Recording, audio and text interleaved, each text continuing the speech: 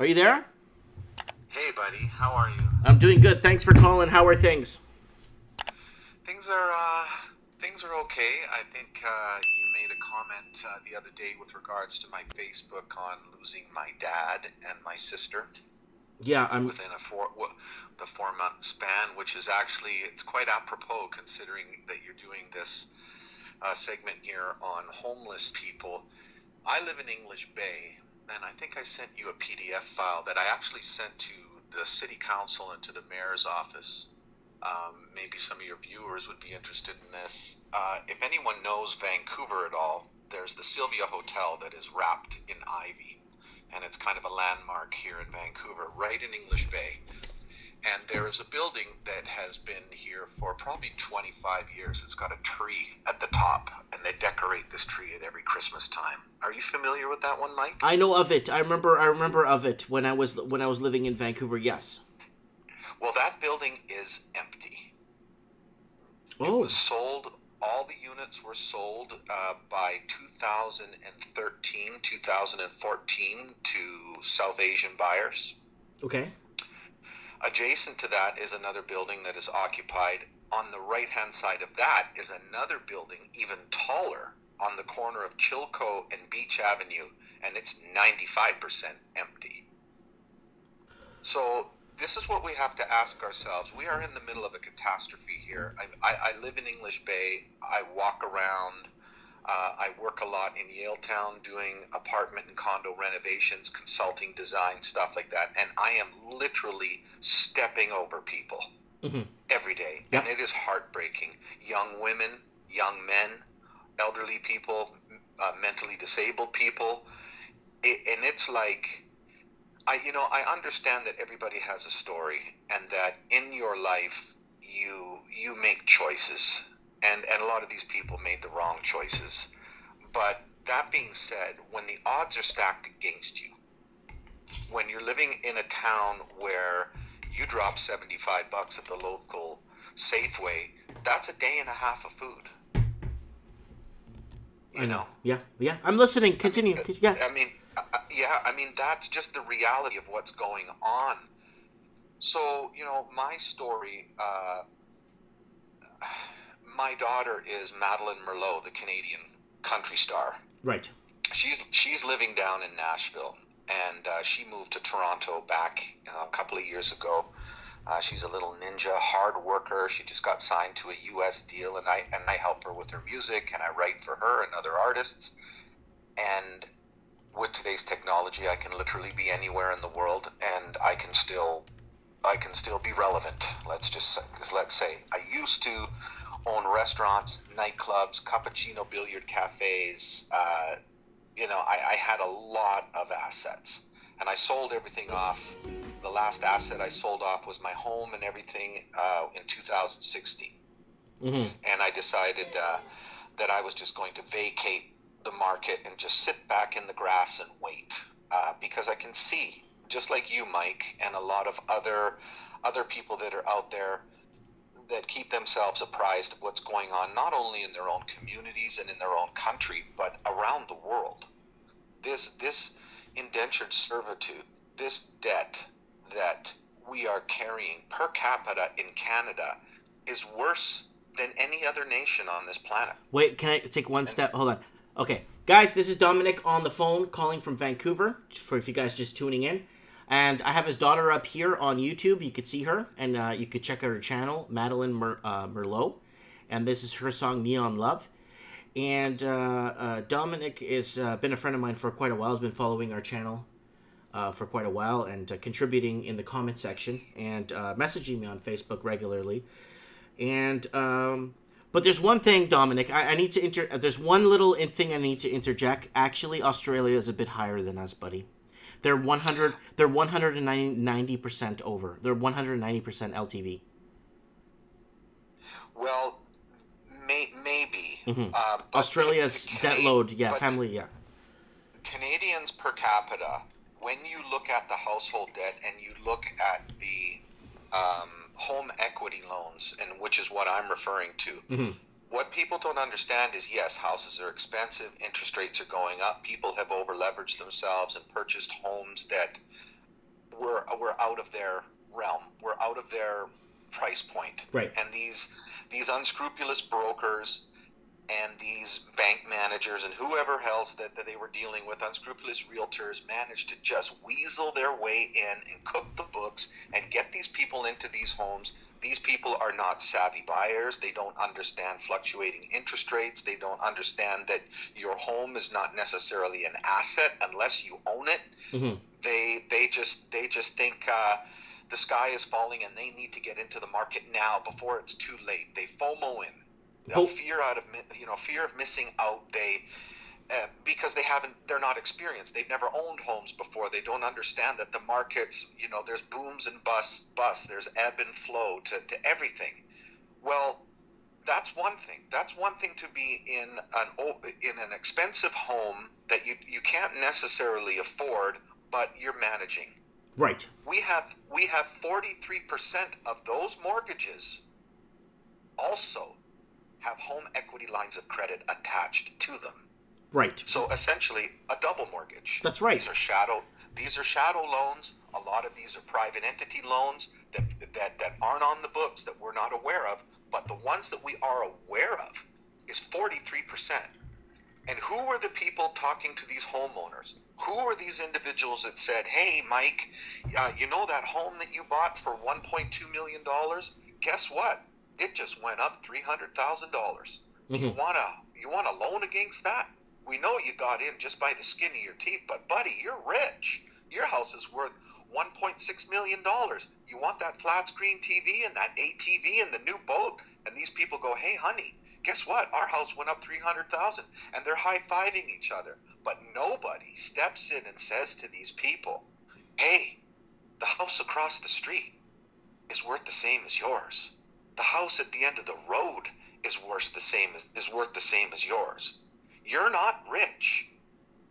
Unless you're planning on selling right now and you're going to move to Thailand or you're going to move to Mexico or you're going to move to somewhere, you're not rich. You're in the same boat with everybody else." Exactly. So, and your job is not giving you an extra 20% annual increase in your wage every year. You're hooped. Don't add more debt. You can't even sell a used car in Vancouver, even if you had a $70,000 Audi and you're trying to blow it out for 20 grand. You can't sell it. Yeah. Because people do not have any extra money. The only way they can own a vehicle is to do some 80-month 0% interest and just stretch it out over 7, 8 years, 9 years. Like, I'm 50 years old, Mike.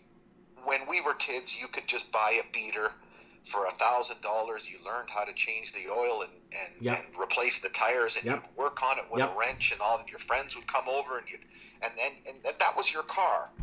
These young people today don't know how to change a tire. They don't know how to change the oil. Yeah. This indentured servitude, all they know is to go to the dealer, sit down, get ripped off, and stretch this out on top of their student loan, on top of their cell phone, on top of their internet. They're all living at home.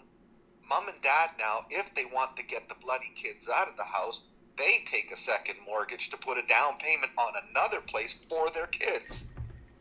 They've worked their whole lives to be finally mortgage-free. And now, just to help out their kids, they've got a mortgage now. And this trickles down. You walk along Denman, you walk along Robson on a Friday, Saturday, the restaurants are half full. If that, they're half full, if that. Exactly. Now what happens? So now the restaurant owner says, "Hey, I only need one waitress on. I only need one busboy. Sorry, go home. I only need one cook. Actually, my wife and I are going to cook. We're going to have janitors maybe once or twice a week. The guy that delivers the toilet paper and the straws and brings you and fixes your ice machine, sorry, we'll just put bagged ice in the wells for now until we got enough money to fix the ice machine." And now you're hooped. And all of the people that are living in this area, especially the seniors, and there's thousands of them, nobody can afford it anymore. That's right. Rents just keep going up. So this trickle-down economic kind of thing starts to snowball. And we are speeding towards a brick wall. at 100 miles an hour, yet we're arguing about what seat to sit in. Yeah. That's essentially what we're doing. This lethargic, sort of indifferent attitude that we have as Canadians, this idea of, oh, well, what can you do? Oh, well, what are you going to do?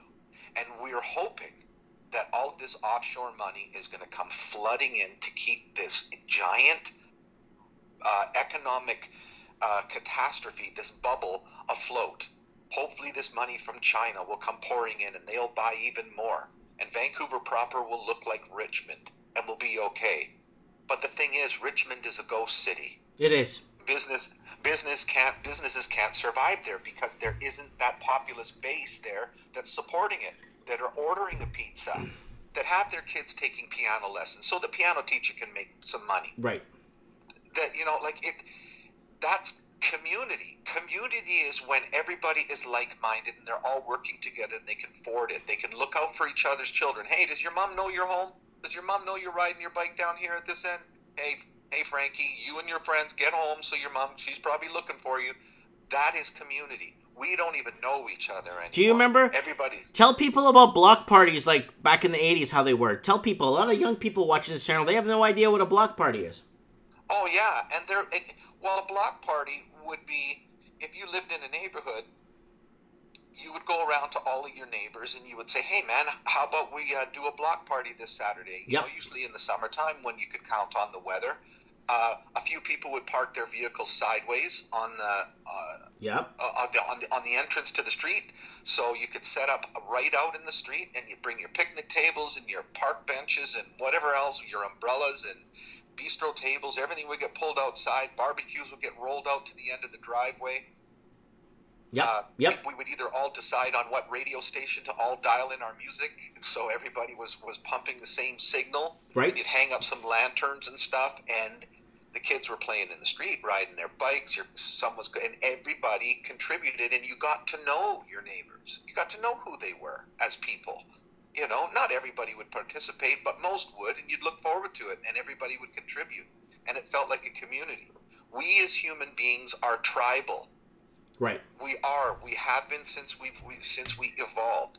And this idea that you can have this melting pot of so many different people from so many different cultures, whether you're asked or not, so many different religions, so many different diets, so many different likes in music and ideologies and the way you think, and we're just all just thrown into a big soup pot and just figure it out on your own.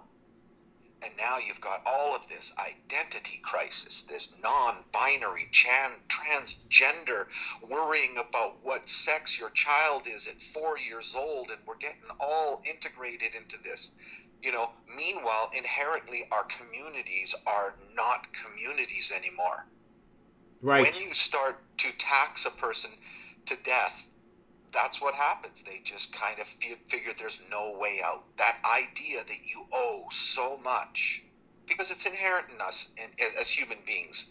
You know, nobody says you have to go to work, but we need to feel as though what we're doing is actually making a difference. Otherwise, you're just existing. And this is what's happening in Los Angeles. They've got almost 1 million homeless people there.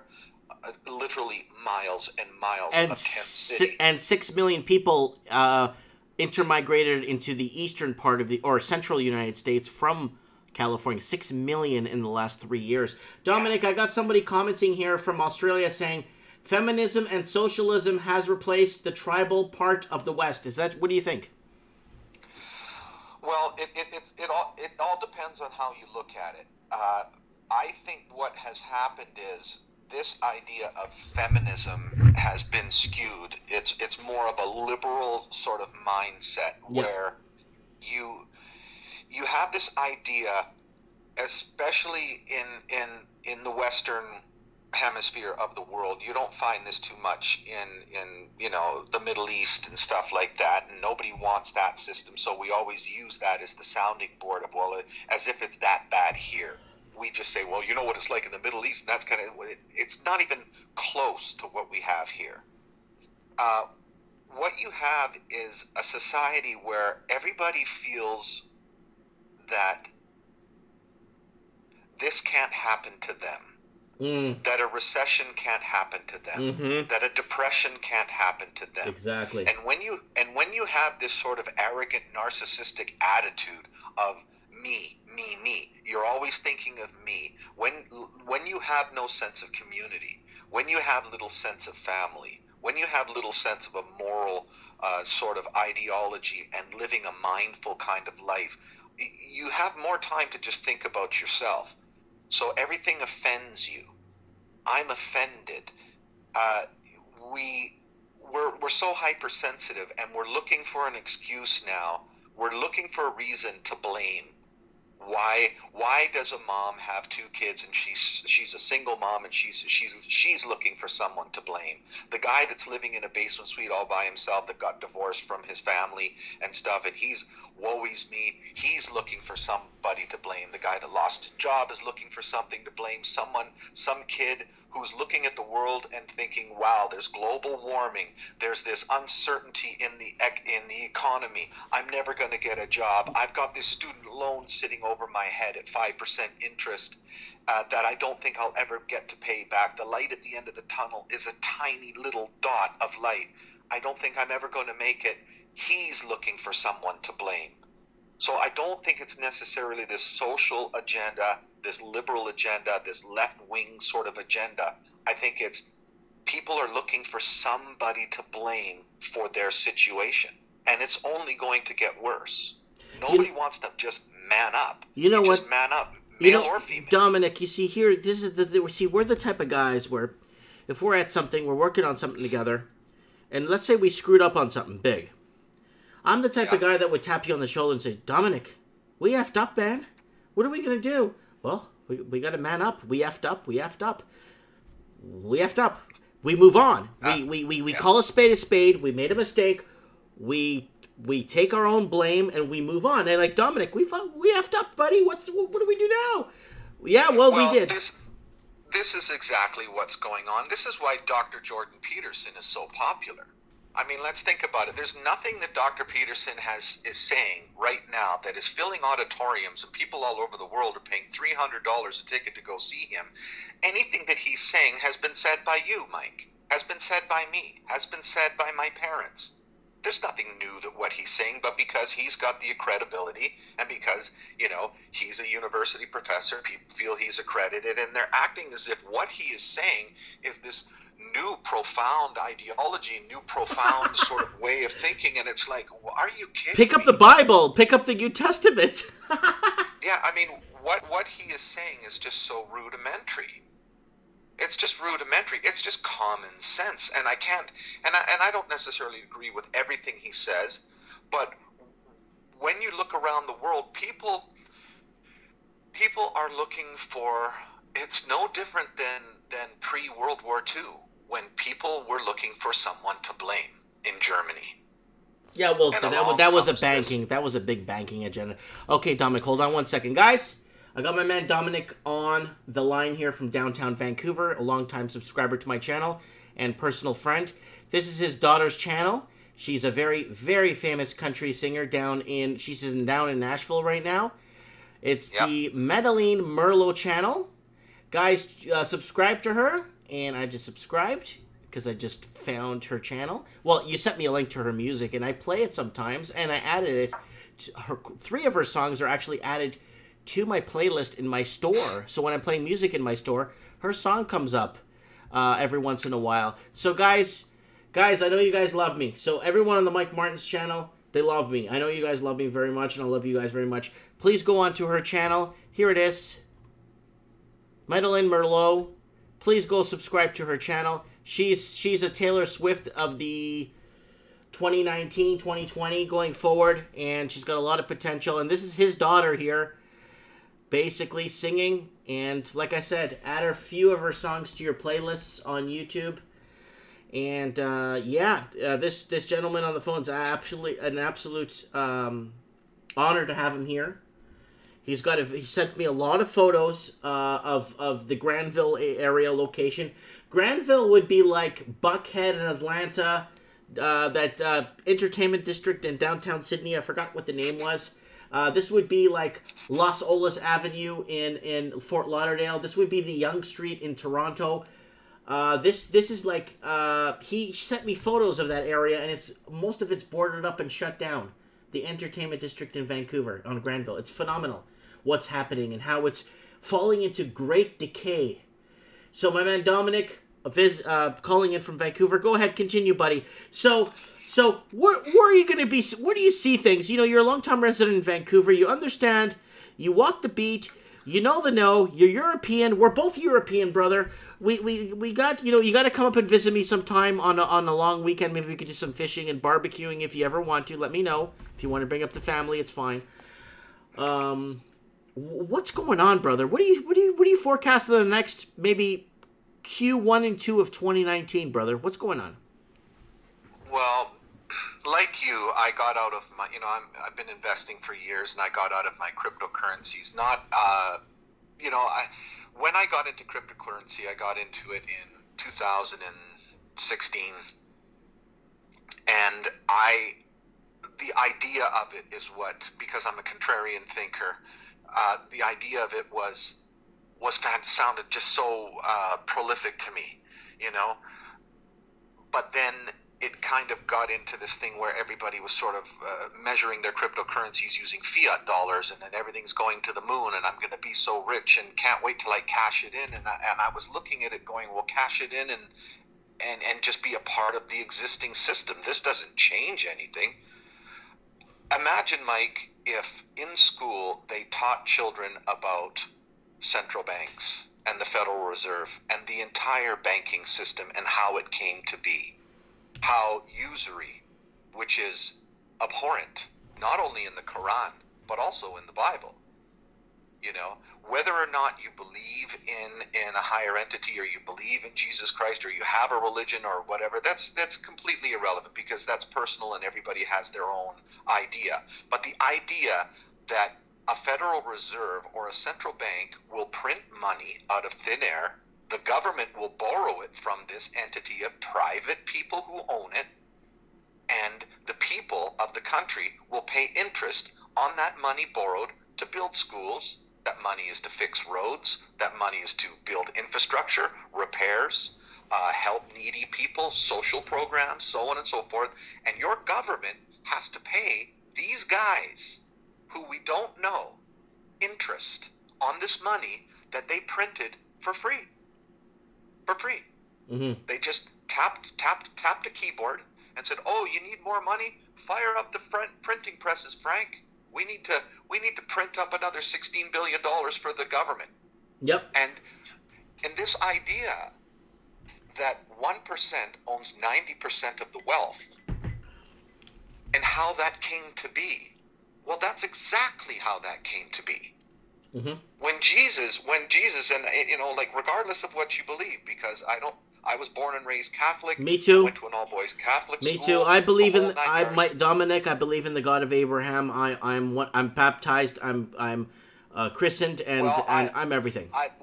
That's where we differ, Mike, because I completely disassociated myself from all religions, because I really believe that we don't know. So I'm a bit of an agnostic, whereas I would never say it isn't, and I would never say it is.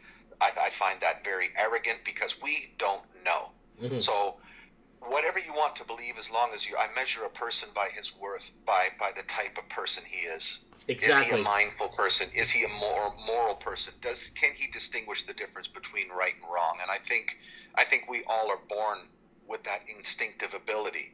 But my point is, if you are of a Christian denomination, the section in the Bible that talked about Jesus going into the temple and knocking over all of these tables of these gold and jewelry people that were worshiping false gods, that was all around usury. Mm-hmm. And what usury is tax. It's taxing a person. The concept of taxing a person on his labor. Just have your viewers, I want you just to take a second and think of that. You go to work every day. It doesn't matter what you're doing. You're on an oil rig. You're in a You're in a coal mine, shaking hands with the devil, breathing in coal dust, so you're going to get black lung and probably die 15 years before you're supposed to. And you're working, and you're working, and at the end of the day, the government is going to take half of that on your labor. I get it. Tax us on our It's homes. severely immoral to tax people on labor. There's a lot of countries that are against that. There's a lot of countries that do not tax people on labor. And to think and think of this concept. So now you get your money. You've worked. Your check gets taxed, and you go buy something, and the person says, "Oh, well, there's tax on that." And you go, "Well, no, wait a minute. I already paid tax. This tax was taken off the top. This is mine. This is my money." And they go, "No, sorry, you pay tax." Then you get a cell phone bill, and you're paying tax on a bill. And you're paying tax on the tax. Exactly. Now I didn't tell you this, Mike, but I'm leaving Vancouver. February 1st, I'm going to the Gulf of Mexico, and I'm moving there. Just 20 minutes out, just 20 minutes off the Arizona border. I got a friend living down there. Okay. Losing my sister, losing my dad has made me realize how important and precious life is, and your time here. It's heightened my awareness of my own mortality. So it's time to go, and it's time to be able to just be, because like I said earlier, I can be anywhere in the world and still be relevant. I found this girl. I advertised on Craigslist. She's taken over my place. She's buying absolutely everything, right down to the dishes and the towels and I just take my clothes and I go. But I need a little larger vehicle because I want to bring my instruments and everything with me. And I've just got an Audi TTS, just a small kind of sports car. So I was talking to a friend of mine who's a car dealer, and I said, "Well, look, man, what if I just find somebody who's got like a small SUV? It's worth about 25 grand, and he might want my car, and I want his car, and we just trade." Right. We just trade. It doesn't mean a new vehicle is on the road that is wearing down the streets. I get it. When you bring a new vehicle into the system, that vehicle is now creating pollution. That vehicle is now, acting as an abrasive on the roads and stuff like that. So you got to pay. You want to use the roads and the street lights and all of this kind of stuff. This is a new vehicle. You got to pay for that service because the government has to pay to upkeep all of this infrastructure. I get it.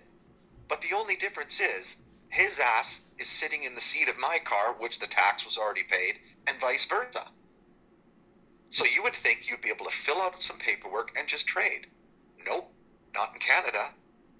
Can't do that. Each of you has to pay 12% the blue book value of each vehicle. 12 points, buddy.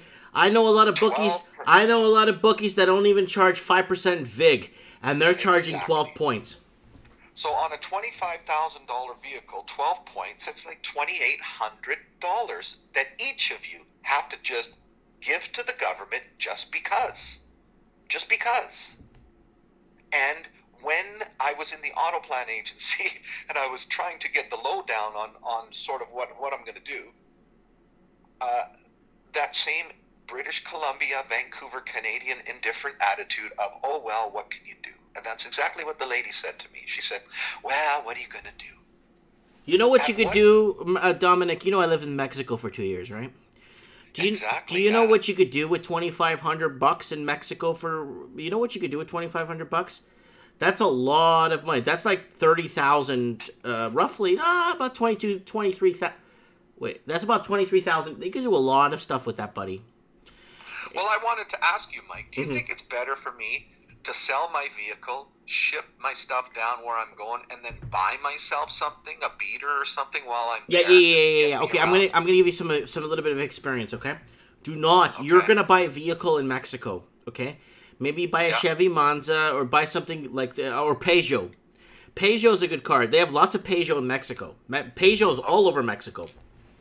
Okay. I strongly recommend that you just take your clothes with you and pick up something while you're there. You might want to pick up a side scooter, because when I was in Mexico, I had a scooter on the side, a Peugeot scooter, and I had a BMW SUV that they have BMW dealer there too. So you bought your vehicle while you were in Mexico? Yes, I did. I bought my scooter too. Really? Yeah.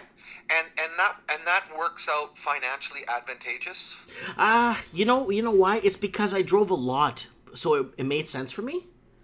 Yeah. And if because I used to go to Acapulco a lot, and Acapulco was 3-hour drive, so every weekend I would go to Acapulco and just spend the weekend there, and then I would go back to the town I was living in. And no, see, here's the deal: $25 would buy you so much food in Mexico that you wouldn't even know what to do with it. So Mike, let me ask you something. Mm-hmm. We're talking about this caravan of people that are all dying and clamoring to get into the United States from South America, right? Primarily Mexico, right? And then you have someone like me, this guy that was born and bred and raised in Vancouver, is going to Mexico to live. I mean, most people probably think I'm crazy. They're like, why the hell would you go to Mexico? Nope, you're not crazy. Is leaving nope, Mexico? You're not. Nope, no one's leaving Mexico, and I'm going to tell you why. People are leaving Mexico on a daily basis, but that's never. You have no idea. When I lived in Mexico, I've been to almost every state in Mexico. I've even been across the border into Belize. Okay, I spent a lot of time in Mexico. I speak Mexican. And all the employees I hired that worked for me when I was in Miami were all Mexicans or Puerto Ricans. Now, here's the deal with Mexico. Once you arrive there, you're going to be actually... Can you tell me what city you're moving to? Like, what state, maybe even what state? Can you tell us the state you're moving to? Well, it's the community is called Playa Sonora. And it's about 3 hours outside of Phoenix, Arizona, about 20 minutes from the Arizona border. How far is it from Mexicali? Let's open a map here. Let's see where you're going here. Let me see what state you're in. I just want to see what state you're in. Well, it borders. It's the Gulf of Mexico, Mike. El Gulf, yeah, it's Gulf. So, okay, but the problem is Arizona, buddy, you're not in the Gulf of Mexico. Gulf of Mexico is the Gulf, Mexico Gulfo is Tampico, Tamaulipas, Veracruz. You're not there. If you're in Arizona, buddy, you're on the border of Sonora, Hirmalosa, Chihuahua. You're on the border of Baja California. You're not in the Gulf. You could be on Baja California coast. Correct. Yeah, I think that's it. Yeah, that's where you're going to be. Yeah. So, okay, Phoenix, 3 hours. Are you in? So you're going to be on the coast? You said? Yes. Yeah. Playa Sonora. Playa. If you just type in Playa Sonora. I'm looking for it right now.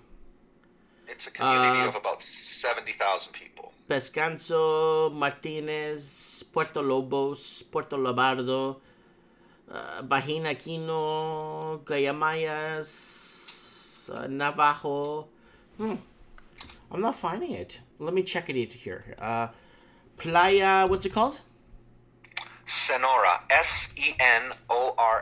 I got it. Playa Sonora, Mexico. Okay, let's zoom it out. Let's see where you are exactly. It's a big city, definitely. Ooh, this is a really big city. It's in Hirmalosa. You're far from the...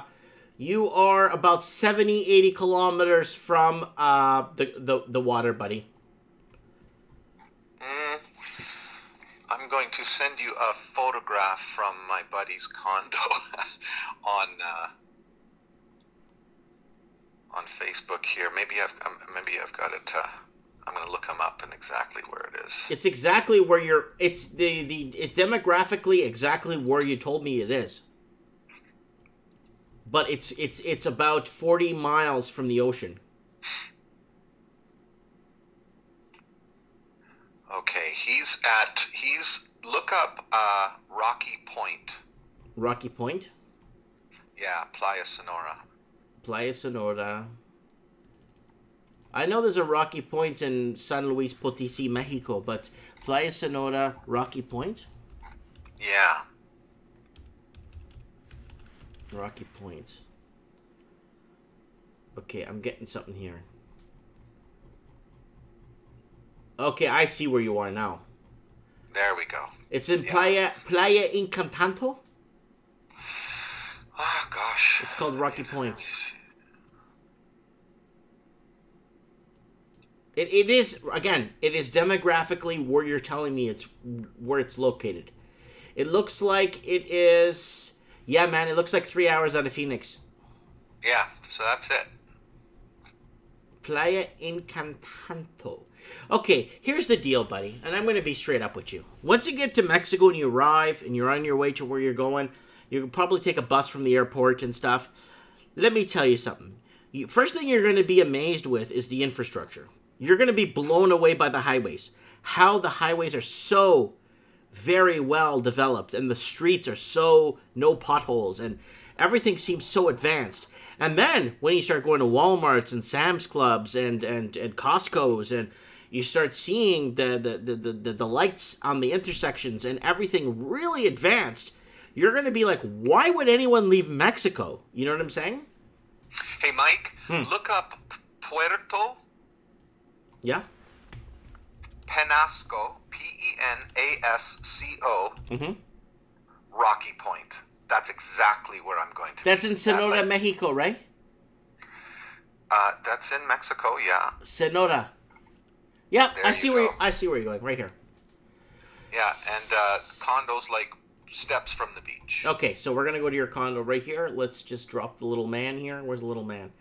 So this is where you're going. Oh yeah, yeah. It's a very touristy area. A lot of development going on. The Mexican government is spending a lot of money putting in a cruise ship Port. port. Yeah. When I was in Acapulco, they were putting in cruise ship ports there. Like big ones. Yeah. So once this port goes in, it's about a $250 million project. I just sent you a photograph from his apartment balcony, Mike, on private messenger on Facebook, so you can just sort of see how close it is to the water. Yeah, we're checking it out here right now on Google Maps. It is a very happening city. It looks like it's happening, definitely happening. Well, it's just growing, and there is a lot of distressed properties there from, believe it or not, left over from the 2008 subprime mortgage crash. Hold on, so Dominic, I got somebody at my door. Hold on, let me get it. Okay.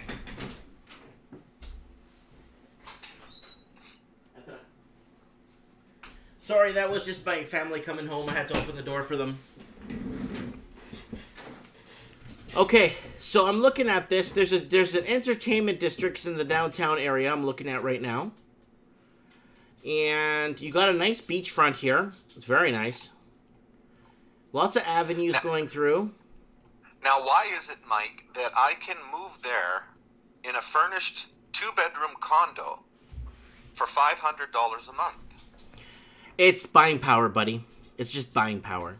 Your currency goes a lot further than what they make there. I get it, but this idea, the more research I do and talking on the phone with him, he used to sell BMWs for Brian Jessel. He was one of the top salesmen in Brian Jessel BMW, and basically I asked him, well, how the hell did you end up there? He used to work for me years ago, and I hadn't heard from him in years until he called me to just offer his condolences with losing my father. And this is what sort of turned the light on for me. It was this epiphany that I had, that why am I staying here in Vancouver? $1,800 a month for a 1-bedroom apartment, $700-800 a month for just food, $100 a month for your internet because you want unlimited internet because you've got Netflix and all this other stuff, and it just never seems to end. And he said he was making about $10,000 a month selling cars, which is just a grind. And he said, and you can't be a Brian Jessel BMW salesman and drive a Hyundai. You have to have, it's all about, showing face. It's all about creating this illusion. So he's got a 7 Series BMW that's costing him $1,200 a month. High rent because of the area. He's taking out clients. He's got multiple phones. So he's got all of this overhead. And he said at the end of the day, he might as well be selling hot dogs. Yeah. Because that's how much he's... people talk about how much they want to make and stuff. It's not about how much you make. It's how much you spend. It's how much you keep. How much do you get to take home? So this idea of buying expensive cars and expensive homes and having the allure that you're rolling in it, so your friends and family and neighbors can see you in all of that can be taken away soon as you lose your job, or your wife loses her job, or the company says we're downgrading. The tow truck will be in your driveway in a heartbeat, and the bank will be putting a for sale sign on your lawn as soon as you go underwater, within days. Yep. During the subprime mortgage crisis in 2008, let's just be real here. Over 2 million people lost their homes. They got wiped out. Their deposits got wiped out. Their bank accounts got wiped out. Their credit history is over. And it's going to happen again. Why? Why is it going to happen again, Mike? Because we're in a way worse shape than we were then. Oh, yeah. Right now, we're in a situation right now that's beyond repair. And I got my eye on the door, Dominic. I mean, I wish it wasn't so hard to move and live in the United States, but I've already tried legally to do it. I can't do it. They just won't accept me. I have no... Mike, if you already speak Spanish, Mm-hmm. and there's private schools in Mexico for your children, and the children dress in little uniforms, and the schooling is good, why would you leave a warm climate where the food is more organic, where Mm-hmm. the cost of living is cheaper? And I'm not talking about Mexico City, where you got to worry about violence and you got to worry about corruption. Okay, whoa. I've been in Mexico City many times. It's not as violent. Let me tell you something, Dominic. I remember when I was in Mexico City, I would walk down the street. People would cross the street when they saw me. Really? They were scared of me, yeah. They're like, holy shit, this guy's Portuguese. Watch this guy. You know what I'm saying? They're like, oh, I don't want to deal with this guy, man. I don't want to deal. Just cross the street, Entire families see me and cross the street. Oh, my goodness. Yeah. Well, I've lived in Jamaica. I lived in Mexico. I was in Guadalajara and Puerto Vallarta doing an album for Alejandro Pena. Mm-hmm. And Alejandro Pena. I spent 6 months there. I was playing on a 40 and over soccer team. I loved the Mexican people. They were so sweet. I spent There's just a 2 years. about them. Oh, this 2 years in Mexico. It was the entire country was my family. Yeah. I'm looking forward to learning the language. I'm looking forward to being a part of their culture. If I can help, maybe start a business where I'm doing some manufacturing and I can hire some people. Mm-hmm. I started a polycarbonate awning company when I was living in Jamaica, and I turned it over to my friends who were there. I had to come home and care for my dad who had Alzheimer's. But if you have an entrepreneurial spirit, whether you're a musician or if you can see that you can make a change, you can make a difference. And I just stress to your listeners that are listening right now, don't feel trapped. No. If you feel trapped in what you're doing, it doesn't matter. Try to just inhale an entrepreneurial spirit. Go to a couple of trade shows and look at products. Look at things that you're like, hey, that is really interesting. Nobody's even heard of this. It could be a new type of window blind. It could be a different type of sink plunger or toilet plunger or something. Talk to the manufacturer. Be the guy. Start selling them on Craigslist. Start your little business. Sell them on, and build it from nothing. Build something from nothing. I have a friend of mine who designed this organic liquid that turns your brown lawn green. Mm-hmm. That's all it is, Mike. That's all it is. Just made it in 25-gallon barrels. It's like an algae green. It's all organic because in Vancouver we get this drought during the summer. Everybody's lawns go brown. So he comes over with a little pump sprayer and makes your lawn green. Mm-hmm. Just by spraying it, and it actually feeds the soil and everything. He ended up having 30 employees. Mm-hmm. Couldn't, and sure, it's seasonal, but the amount of money that he would make from June until the end of August was enough to ride out the rest of the year. And he started that from absolutely nothing in his garage. Yep. And this is what I mean. We sit and we complain about the government. We complain about these politicians that are just feathering their own nests. These people do not care about you. There has to come a point where human beings and citizens need to just pull back the veil and just go, okay, I don't care whether it's an MLA. I don't care if it's a premier. I don't care if it's a mayor or a city council member. 75% do not give a shit about you. The other 25% might be good people and actually care, but most of the time their hands are tied. So someone like Christy Clark, who was our premier here in British Columbia for how long, Mike? A decade? 12 years? Oh, yeah. It's almost like communism, man. Where is she now?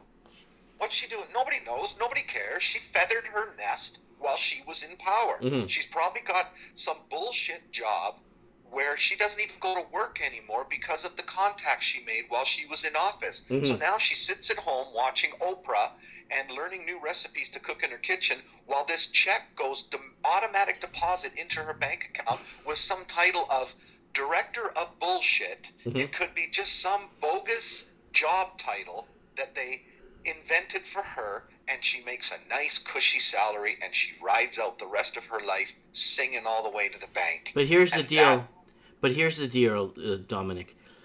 I know you can I tell you why I left the city of Toronto after high school?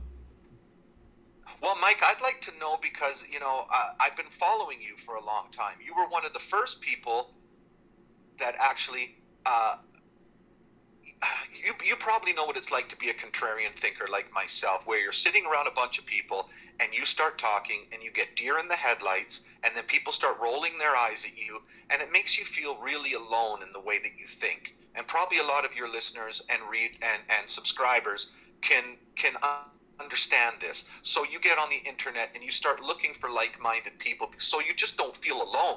Yeah. And that's how I stumbled upon you a couple years ago when you just started. You were still had your store in Vancouver, and you were doing other videos. It wasn't so much on housing and so on and so forth, and then it started to really segue and take off.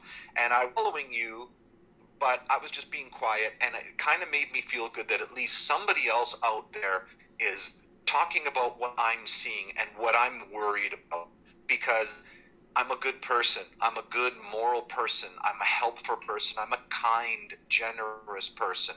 And some of us are just operating at a different wavelength, and we see these things before most people. And all people need sometimes is just, hey, man, have you noticed this? Have you this and that and so on and so forth?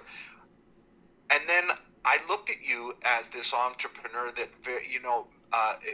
almost a carbon copy of me. Mm-hmm. And what I've never heard, and I've watched as many of your episodes as I can, but I've never heard your whole story. Like, how did you end up? Where were you born? You're Portuguese, but you worked and lived in Mexico and ran businesses. You were in Miami, mm-hmm. then Toronto, then mm-hmm. Vancouver, mm-hmm. and then now you're in Merritt. And it's like, that's a real fearless way of taking on the world and just going, all right, that's it. We're packing up. We're moving, blah, blah, blah. And our grandparents did this. Our parents did this. My dad got on a boat in 1952 in Italy. Yep. My dad was a tailor. He was a pro soccer player with and him and his cousin got on a boat with a couple $100 in their pocket at 19 years old, mm-hmm. and went to a different country, ended up in Fort St. John working on the pipeline, can't speak the language, and yet I tell people that I'm going to the Gulf of Mexico. I'm a millionaire, and they're worried about me. Oh my God, how can you do that? And they're so fearful. And I'm like, what are you so scared of? I've raised my children. I only have me to worry about mm-hmm. here. I'm not going to Mexico with $100 in my pocket and looking to pick oranges for a living and live on the streets or whatever, like our parents did. But you know what? Why are we so afraid? Why, Mike, are we so dependent on the government to do everything for us? Because they're not doing anything for you. They do not care about you. The banker doesn't care about you. The tallest buildings in every metropolitan city are banks, and they don't care about you. Please understand that. Whoever is listening, please understand that when you sit down and that advisor says, well, here's what I can do for you, and opens up the brochure, that advisor is just a puppet. They don't know anything. They're just regurgitating what's on the brochure that head office said what they can and can't do. And they don't care. They're going to use your money, and they're going to lend it out at a higher interest and give you nothing. That's the business model. That's how they have the tallest buildings in every city. It's not an accident. It's no different than Vegas. These huge hotels weren't built because everybody's winning in the casinos. They're building them because everybody is losing in the casinos. That's the business model. Here, Dominic, so Mike, see, I ask you, yeah, go ask. Why Merritt? I mean, if you're going 60 kilometers an hour, you can whip through Merritt in 4 minutes. It's like, why, of all places? You've been in Miami, you've been in Mexico, Mexico City, Portugal, Vancouver. You're the type of person that can probably land on his feet no matter where he goes. Why would you stay in a country where the cost of living is still so high? Okay, well, here's some photos, guys. This is the back of my shop. So this is me in Miami here. I was actually, my shop that I owned a transmission shop. It was on 17 Causeway and Andrews Boulevard in Fort Lauderdale. This is the back. There's my Hayabusa. There's the cars I was fixing. And there's me in my shop. That's me fishing. That's me in Miami outside on the beaches. That's me during I think it was the World Cup in 2006 in there's my employees, Jesus and Manny, my 2 employees that work for me outside my shop. Some hurricane damage here. But yeah, you know what? I'm going to tell you. I don't know why, Dominic, and I can't tell you. I can't tell you because one thing I could tell you, and I can't tell you why I feel this way, is I felt like when I was living in Toronto as a child growing up, that it was a waste of life, that I was burning my life away. I felt like I wasn't getting the most I can out of life. I just felt like I was a waste of life. So after I graduated from high school, I moved to maybe 2 years after that, I moved to Mexico, and I'll show you the photos of that. I'll go on my Facebook here. I lived in Mexico, and I just, you know what, Dominic? I chased after a Mexican girl to marry me. And, well, she didn't marry me, of course, but, Dominic, I just felt like I was wasting my life in the city of Toronto. Yeah. I just felt like I wasn't going anywhere. You know? Well, you know what did it for me, and your listeners and subscribers might find this funny, and it actually sounds kind of ridiculous, but I was at the Safeway. Yeah. And I want you guys to just imagine this. And I was going to make myself a pasta sauce or a chili. And I'm in the meat department, and it's Safeway on Robson, right on the corner. This is like prime real estate in the city of Vancouver. Very expensive Safeway on the corner of Robson and Denman. And they had the extra lean ground beef, cheaper than the regular ground beef. It was a special. And I'm looking at the prices, and I'm like, well, that can't be right. And then I went, oh, I guess it's on special. And I thought, well, great. I'm going to use the extra lean ground beef to make my sauce. This lady, around 50, around my age, she leans in, and she automatically grabs the regular ground beef. She's a well-dressed woman, looks like she works in an office, perhaps. And as she grabbed the regular ground beef to put it in her cart, I just turned and I said, hey, the extra lean ground beef is actually cheaper than that. She clutched the lapel of her coat, pulled it tight to her throat and her chest, and she pulled away as if I said the most vile thing you could believe. Yes. When I was living in Vancouver, I would talk to somebody or say something to somebody. They would look at me as if I burnt their house down with their grandma in it. Exactly. And Mike, it was at that moment, and that was on October 21st, my birthday, the day of my birthday, the day my friend called me from Mexico, the guy who used to sell cars, who packed everything up and just left Vancouver. And he goes, I will never, he's already a dual citizen inside of a year and a half. He will never come back. So this idea that you either become active or you become proactive in your life. You either make a difference in your community if you don't want to leave, if you can't. You know, your children have made their friends, they know their teachers in school, your wife or your husband has a decent job, and you like the community. Let's face it, It's not so easy for people to just pack up and go because your sister lives, maybe 5 minutes away, and your mom and dad are still alive, and you got to help them out and stuff. And for a lot of people, Dominic, my mom and dad are alive, and they're still alive. And when I left Toronto and I moved, and I was in Mexico for 2 years, and then I was in Dominican Republic for 6 months in Santo Domingo, and then I was in Cuba for 6 months. I'll show you the photos of that one too, when I was in Cuba for 6 months. But you know what my point is, Mike, that for some people it's just not that cut and dry. It's just not that easy. And I understand that. Some people just don't have, a lot of my friends envy me because they don't have the freedom that I have. I had a cousin of mine, he said to me, well, what do you do for work?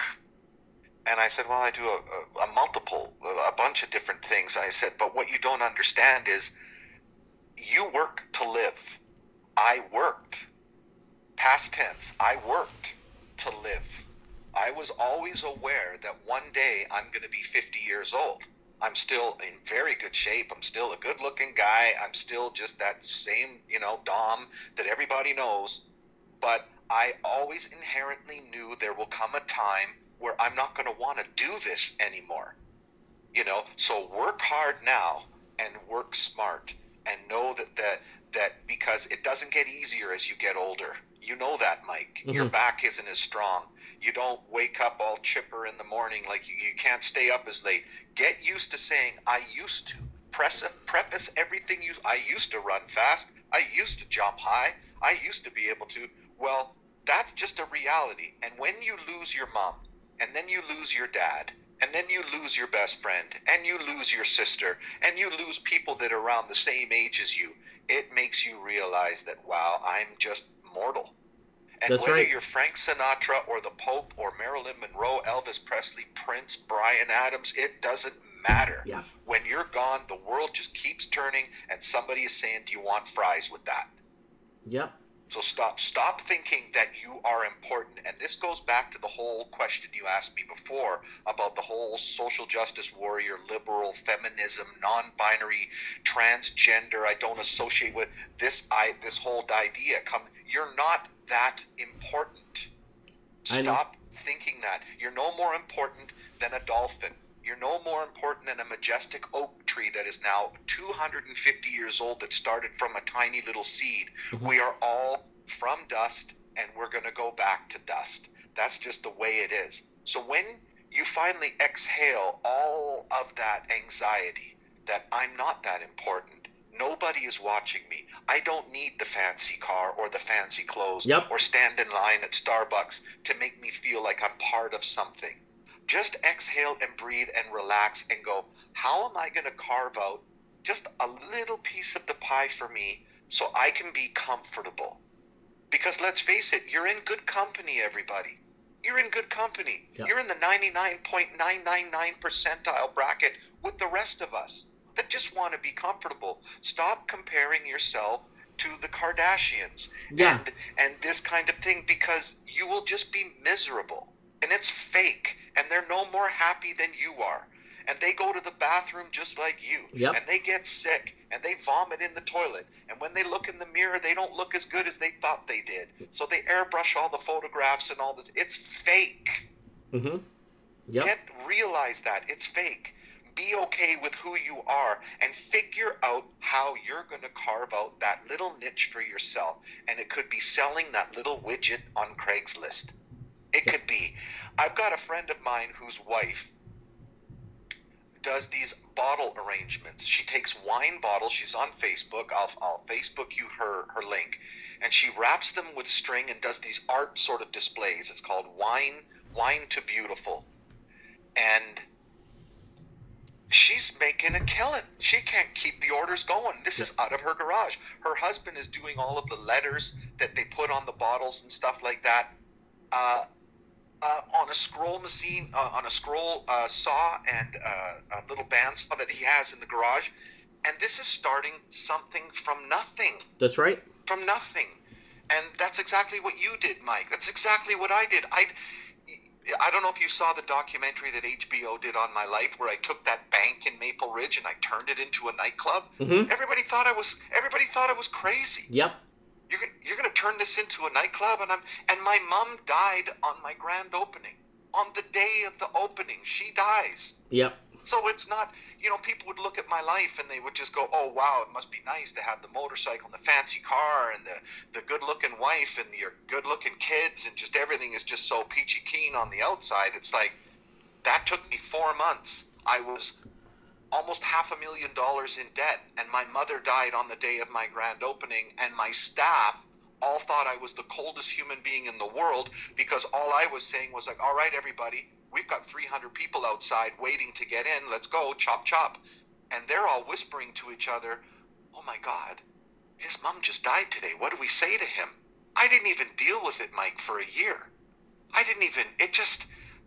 And then when it finally hit me that I'm never going to see her again, then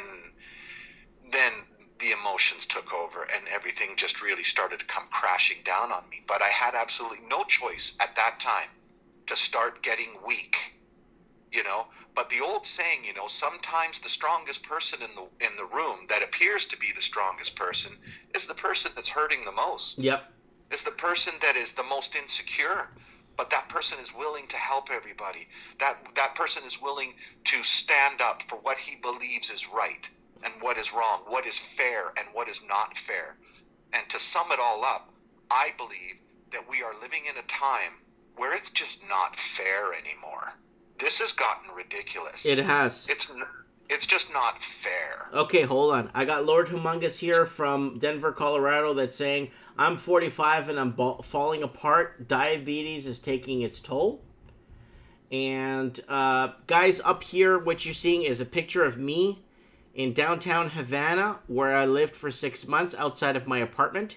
That's me in Havana, Cuba. And I spent a good time there. I've been to almost every state in Cuba except Guantanamo Bay. Was the only place I couldn't get into. But everything else, everywhere else I've been to, and I've documented it and taken photos and wrote poetry and kind of experienced the lay of the land. So that's me in Cuba here. And someone's asking what year. Oh my God, this has got to be in 2001 or 2000. I was very young here in this photo. So, you know what, Dominic, in all fairness, can I give you a tiny, teensy-weensy bit of advice? Absolutely. I want to hear it. I would go to Mexico as kind of in the back of your mind of a vacation. Mm-hmm. And go there and kind of take a lay of the land. Because my experience with Mexico when I lived in Acapulco, or I didn't live in Acapulco, I lived in Tasco. I'll show you a photo of where I used to live in Mexico. So this is a few more photos of me in Mexico. That's in the bar I used to go. In Cuba, where the bar I used to go to. That's me and my friends in Cuba. And there's not too many photos here of Cuba. I have them on backup on hard drive, right? So let me go back here and let me show you guys what I'm trying to say here. Dominic, I'm going to be very frank with you, okay? For some bizarro reason, bizarro, I will use the word bizarro even though it's not an English word. I just feel, this is the house I have in Mexico, in quotations, because you can't own in Mexico. So this is technically my house in Mexico, technically, because it's very hard to own as a foreigner. That's my house. There's my godson. There's my friends. There's my view from my washroom. And yeah. So, Dominic, go there as a vacationer. Go there, check it out. Breathe in some of the air. Get some of that salt water in your lungs. That's the plan. Yeah. That's the plan. You know, I'm just going to rent there. I'm just going to rent there for a while, take it in. I mean, I'm not ready to buy anything anyway. I'm here or in Mexico. I'm not ready to invest. I'm just waiting in the grass. I'm liquid. Everything is put away. Everything is safe. And it's just time to just sort of decompress over everything I've been through the last couple of years. And then just assess things. So exactly, Mike. I mean, we're on the same page here. Don't worry. I'm not going to go down there and just blow my whole nest egg and then just learn to regret it. Dominic, in all fairness, I'm going to give you what the life expectancy is of Mexico for a person like us to go down. Do you know what it is? What is it? 2 years. You're going to spend 2 years in Mexico. That was the 2 years I spent in Mexico. I've been to almost every state in Mexico. And for some reason, it's like a 2-year thing, and you're like, 2 years from now, you're going to look back and say, damn you, Mike, you were right. It's 2 years. It's time for me to go somewhere else. You know what I'm saying? It's for some reason, it's 2 years. I don't know why. And then I had a friend that moved to Mexico, and he's an Australian, and he moved to Mexico from Vancouver, and he spent 2 years there, and he's like, you know what, Mike? You're right, 2 years. 2 years is enough for me, and it's time for me to move on. You know what I'm saying? It's time for me. Why though? I don't know. What's the difference between Merritt, BC, and where you're living now? Well, you see, the thing is with Merritt, BC, and I'm going to tell you why. And I'm going to be honest with you. I have no reason to lie to you, okay? It's because my wife is Filipina, and it's very hard for her to live in another country, and it's hard for me to live in another country. I've tried to live in the United States. I applied for a visa. I applied for everything. I did everything by the book. I paid a lawyer a bunch of money to get me citizenship. I got a company to sponsor me. And when I went to the interview, before I even said one word to them, Dominic, they told me that they're not looking for my kind of people. Wow. So I was rejected from living in the United States after doing all the paperwork, doing everything by the book, and doing everything. I paid a lawyer like $7,000 to do everything. Here's money. Do it for me. I own a company here. I employed a pile of Mexican and Puerto Rican people, and we were a family. And when I sold that shop to that guy from Cheyenne, I don't know, guy's from Cheyenne. And when I sold that shop to him, everybody was crying when I left. They're like, Mike, you are like our father. You can't leave us. I'm like, I can't stay here. I can't stay in your country. They don't want me here. They were crying. They're like, you know, you can stay at my house. No. That's not the point. The point is I can't stay in your country legally. So I left. You know what I'm saying? But that wasn't Mexico, though. Why did you leave Mexico? Because I couldn't buy anything in Mexico. You couldn't buy anything. As a foreigner, you cannot own land, and you're going to have a lot of people telling you can. And when you go down, you find the best damn lawyer you can. I have a lawyer in Mexico. He lives in Cuernavaca, in Morelos, and I talk to him all the time. And he told me, I'm going to tell you honestly why I talk to him, so I can keep up my Spanish. That's the only reason why I talk to him. But you know what he told me? He told me that that a foreigner cannot own. And a lot of people in the comments saying, oh, Mike, I'm an ex-pac, ex-military, and I'm American, and I live in Mexico. And I say, look at your fine print. You cannot own anything in Mexico, ever. And they looked at their fine print, and one guy actually got back to me, and he told me, oh my God, Mike, I do not own anything in Mexico. I thought I did. I don't know what to do. Just live your life, enjoy your life. That's all I have to say. Enjoy your life. Well, yeah. Well, with interest rates going up the way they are in Canada and the United States, if you've got a nice little nest egg here and it's giving you a 3% return or a 3.5% return, that pays your rent and your food to live in Mexico. Keep contributing to the medical service plan because you are Canadian and you have that right. You're born in here. I have paid a lot of money in taxes, more than most people. I'll tell you that. When I had the club, my property tax, just for property tax, was $30,000 a year. Just in property 30 tax. large? $30,000 a year in property tax, yes.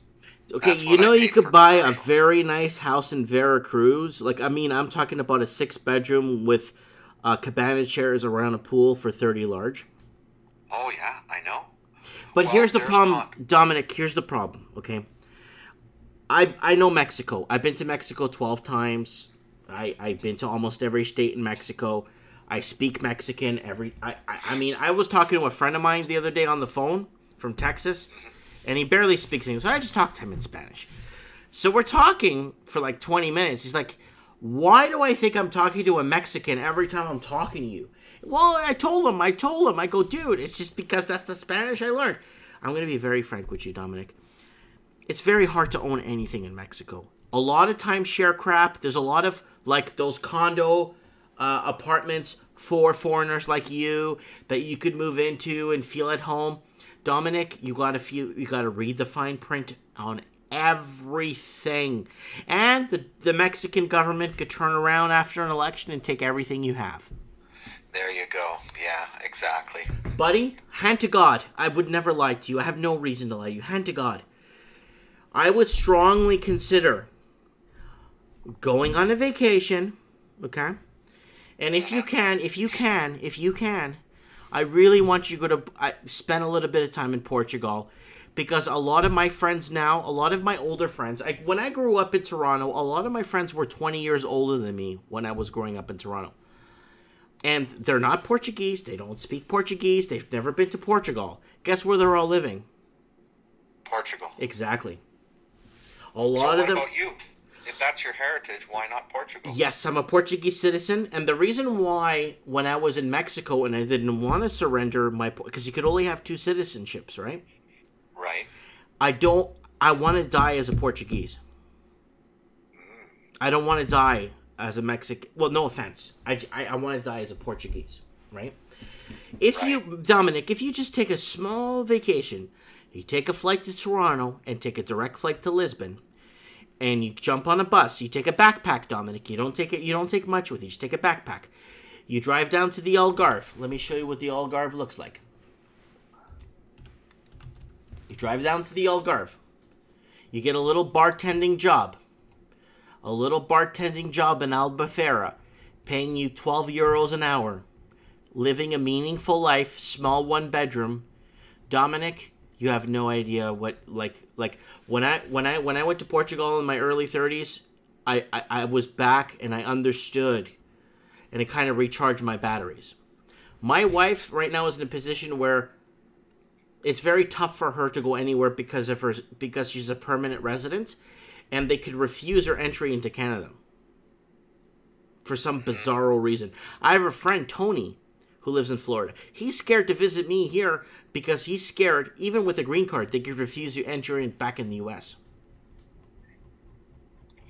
Wow. Yeah, that is crazy. Yeah. So Dominic, I really, just asking you as a friend, just go for 2 weeks to Portugal. Fly to Toronto, take a direct flight to Lisbon, and your mission is to get down to the Algarve and then take a direct flight back to Toronto and come back to Vancouver. Well, that's Portugal has been on my bucket list, so you never know, Mike. You'll be getting a message from me with a photograph in the back. No doubt about it. But your children are Canadian citizens born here, right? Yes, they are, but they're dual citizen. I went to the Portuguese consulate, and I gave them both citizenships. They have cards, and they have a Portuguese passport. But I'm talking about as far as your wife not feeling. You said they can deny her residency here in Canada at any time. That to me just sounds insane. Yes, that's just what it is. But you know what? Like I said, if you've been watching my videos, I have my eye on the door. I have an uncle there that owns, 700 acres of vineyards in Porto. I have people in Mozambique that my family that's been there for over 100 years in Portuguese Africa, in Mozambique. They own a 22-story hotel that caters to tourists. They gave me a position there working in their casino. If I want, yeah. So. You know what I'm saying, Dominic? I really hope. So you have options as far as an exit strategy is considered. Yeah, but my option, my hope. I really want to be buried. If God hears me, I really want to be buried in the Azores. Right. Where I'm from. Mike, let me ask you something. Portuguese and Spanish are similar, but they are two different languages. They're 2 different languages. Portuguese. Now how did you find learning Spanish when you lived in Mexico? It's very easy because Portuguese is the root of Spanish. So I'm wondering how difficult it's going to be for me. I've got this app on my phone that automatically translates for me, and I don't want to be one of those people that just is all arrogant and thinks everybody should speak English. No, nobody speaks English in Mexico. I've been to every state. I got the deals. I got the best girls. I got the best booze. I got the best locations to stay in only because I spoke Spanish. Yeah, that's I'm working on it right now, learning Spanish, and hopefully in a year's time, hopefully in a year when we talk, we'll speak Oh, Spanish. dude, we're not going to speak in a year. I'll talk to you next week. But Yeah. what I'm saying to you is, I really want you to go on a vacation there. Okay. Just hang out with your friend. Go out. Go do some fishing. Go do some snorkeling. Meet some of the locals. Eat off the street. When I was in Mexico, I never ate at home. I just go on the street and buy a taco. Right. I would just. It's just the thing is, it's just 2 years, Dominic. I'm sorry. I mean, after 2 years, you're going to be, damn you, Mike. You were so right. Damn you, Well, you Mike. might be right. Yeah. You might be right. Well, listen, buddy, that's exactly what I'm going to do. I don't have my plan is just to get down there, vet the whole situation, Yes. and not be tethered to anything. Yes. And that way I have the freedom to be able to go up to Nashville and stay in Nashville with my daughter and help her with her career if need be. I mean, that's the one benefit being a Canadian citizen is that, you're not going to have too much trouble at the border. We have a good treaty arrangement with the United States. Have you invested in marijuana stocks ever? I think marijuana, I did in the early days. I think they are now, for anybody, I would stay away from marijuana stocks. They are highly overvalued. Okay, right now. Can I say why? Because I think when I approach the American border, they will deny me because if you ever were invested in marijuana stocks, yeah, they'll ban you lifetime from the United States of America. Well, we'll see when I get to the border because they're probably going to go ask me, what I'm doing. But I'm just passing through the United States. That's not my agenda is to, become a burden. I think a lot of the time they want to see your bank account. They want to see some records. They want to make sure you are not a burden on their tax system. And Yes. I have no intention of being that. And hopefully I can prove that at the border. Maybe I should go to the border first and say, hey, listen, I plan on traveling in a couple of days, coming through this border before I load up my car and everything. Is there going to be a problem? And just maybe sit. You just go to an American embassy. Just go to an American embassy and just talk to them, and then they might print something out for you and print it and staple it inside your passport. But right now, that's a good idea. Right now, Dominic, in all fairness, as the way the law sits, I am banned permanently from the United States of America. Well, I'm sorry to hear that, man. It's okay. There's Portugal, there's Mexico, there's Brazil. I have so many ties in Brazil. I mean, I could get a job in a movie studio in Brazil tomorrow as a regional parts manager, ordering in lights and this and that for novellas and stuff. There's so much out there because I've opened so many doors, right? And I love so many people. And there's so many people that have my back. And I know the same thing is for you, Dominic.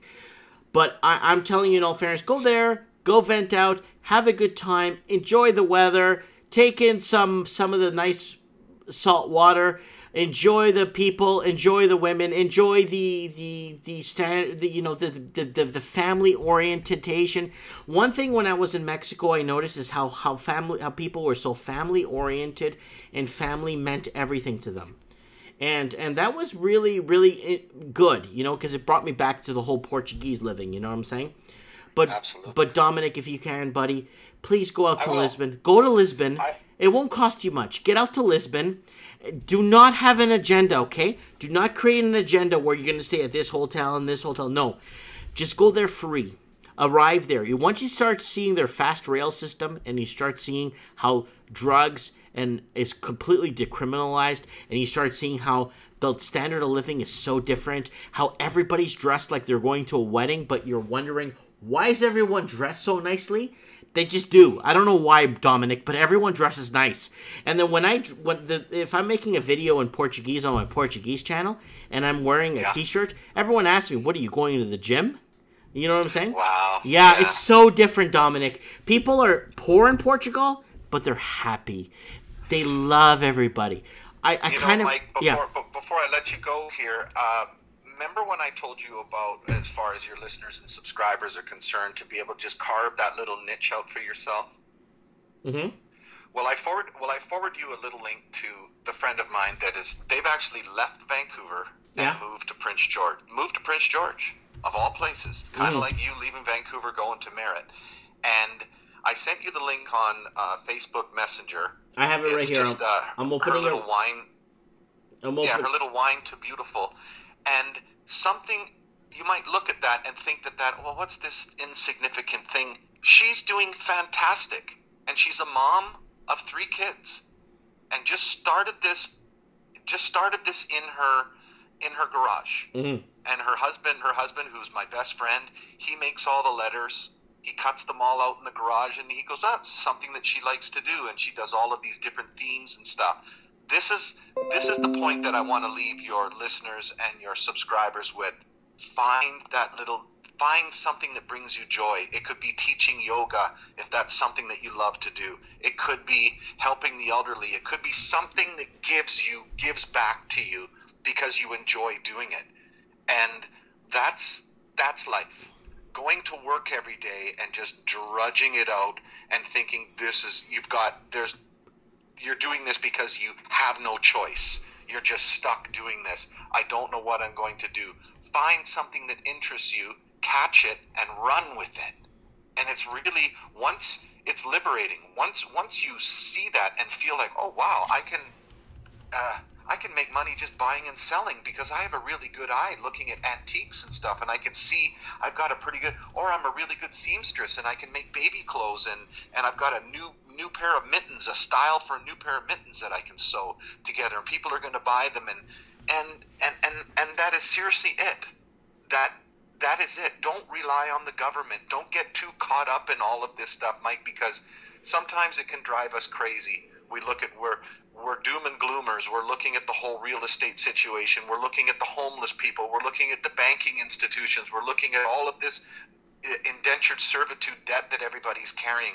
The world is also beautiful. The world also has loving people, kind people, people that want to shake your hand and give you a big hug and stuff like that, and really, really understand that it's not all doom and gloom. No. It's I'll leave you with this. The old saying is, fail to plan, then plan to fail. Yeah. So just have a plan, have an idea, and have faith in yourself that you can do it, because I've done it. I've done it through all adversity where everybody thought I was crazy and said, you can't do this and whatever. And it's just amazing. You just go, well, I'm going to do it. And if I fail, then I failed. But at least I tried, And chances are you're not going to fail if you have a plan. Mm-hmm. Plan it out. There's mitigated risks. There's calculated risks. And then there's just silly risks. Be the person that makes the mitigated, calculated risk, and you'll surprise yourself. You'll surprise yourself what you're capable of, whether you're teaching guitar lessons or piano lessons, or you're doing a mobile. You're really good with your hands. You're a really good mechanic. Do people's brake jobs right in their driveways.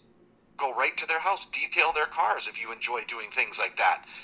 Find something that makes you happy, and have that entrepreneurial spirit that Mike has, that I have. Because I guarantee you, Mike, you could never go work for somebody and have them tell you what to do every day, do the 9 to 5, and you have no say. Once you are self-employed, it's impossible. And the older you get, it's even more impossible. You get more stubborn. Yeah, you're just like, no way, man, I can't do that. Go work at it's called testadura. Testadura. Yeah, exactly. All right, buddy, I'm going to let you go. Yes. Sorry to all of your listeners and subscribers. I appreciate you all listening to me and putting up with all these silly stories and life things, probably pretty boring. I wish I had more definite insight for all of you. All I can say is just have faith in yourself. Find that little niche, grab the ball, run with it, and don't allow anybody to say what you're thinking is silly, stupid, it's not going to work. Just don't listen to them, because they're just talking out of fear. That's all it is. Don't be afraid. You're going to be fine. You're not going to die. So Look at anything you're going to do and ask yourself this one question. Well, am I going to die? And if the answer is no, then go with it. It's just that simple. I can always come back. I'm going to leave. I can always buy a new couch and a new TV and a new bed. I can always, you know what I mean? It's really just like that. So God bless everybody. Have a good night. Mike, it was great talking with you, and I'll keep in touch, okay? Yeah, make sure before you head off to Mexico, maybe you should come up and stay a weekend with me and the family. Well, I'll consider it. I've got a lot to do. I've got a renovation that I'm doing in Yaletown right now for a client, and that's going to bring me right up to the really close to my departure time. Because, like I said, I've literally sold everything. This girl is moving into my place, and I got to be out of here February 1st. I've already signed all the paperwork. She wrote me the check, and I'm a man of my word. So we'll see how the timeline works out. But definitely at some point in time, you'll be hearing from me. I promise you. Okay. All right, Dominic. God bless you. All right, buddy. You take care. Thank you. Okay, bye. Bye. That was Dominic in downtown Vancouver joining us. And I want to thank